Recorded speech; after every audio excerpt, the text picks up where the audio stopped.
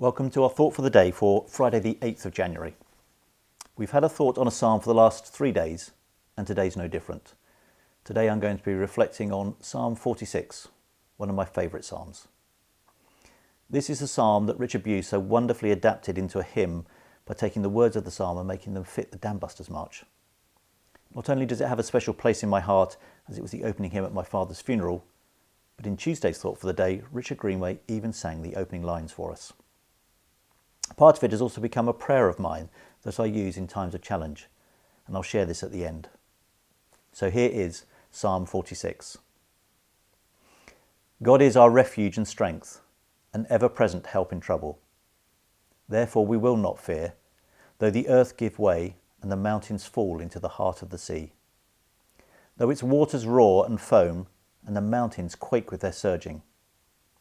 There is a river whose streams make glad the city of God, and the holy place where the Most High dwells. God is within her, she will not fall. God will help her at break of day. Nations are in uproar, kingdoms fall. He lifts his voice, the earth melts. The Lord Almighty is with us. The God of Jacob is our fortress. Come and see what the Lord has done, the desolations he has brought on the earth. He makes war cease to the ends of the earth. He breaks the bow and shatters the spear. He burns the shields with fire. He says, "Be still and know that I am God. I will be exalted among the nations. I will be exalted in the earth. The Lord Almighty is with us. The God of Jacob is our fortress." Now this psalm was supposedly Martin Luther's favourite, and during the dark and dangerous period of the Reformation, when he was experiencing difficult times, it is said he would turn to his friends and exclaim, "Let's sing the 46th Psalm and let the devil do his worst." I've also seen Psalm 46 referred to as Shakespeare's psalm. It is suggested a 46-year-old William Shakespeare helped to translate it for the King James Version of the Bible. The 46th word of the psalm is shake, and the 46th word from the end of the psalm is spear. This is an uplifting psalm, a psalm of praise.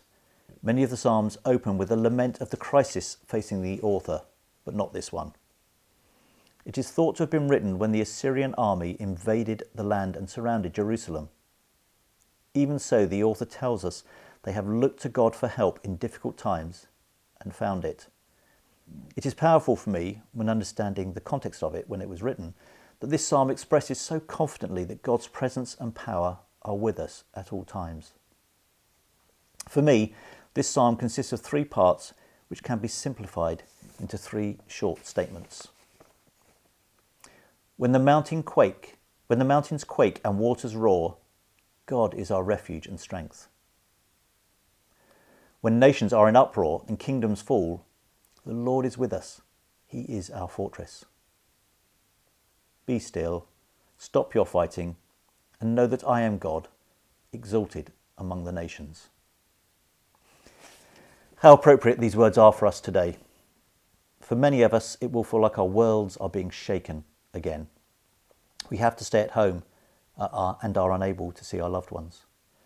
Normally, we often view our homes as a refuge, but that view can be changed when we have to stay home, with limited time out and about, when many of us are having to manage our children's online teaching alongside working from home, when we have no choice but to share space and time with our families. Likewise, we may see our church buildings as a refuge, but we've had to take the difficult decision to stop in-person services again. But still, God is our refuge and strength. There is angst and disquiet among many nations right now. The NHS is at breaking point at home, and the USA is in a state of uproar as I record this. But this psalm tells us to always put our trust in the Lord. For me, the psalms that we've had this week have a theme running through them that reminds me to stay close to God, to give him time and praise, and to never forget his love for us. It was God's unfailing presence and love on Tuesday. Then on Wednesday, we were reminded to remember who God is, what he has created, large and small, and to give him praise. Yesterday, it was that we're all God's joy and delight, and that he will take care of us. And today we're reminded he is our refuge and strength, that he is God and we should exalt him. The first line of the penultimate verse of the psalm is a command to us. Be still and know that I am God. I attended a prayer ministry training session led by Sally Daking. She used this as the opening prayer to centre us and bring us closer to God. I'll close by doing the same. Be still and know that I am God. Be still and know that I am. Be still and know. Be still. Be.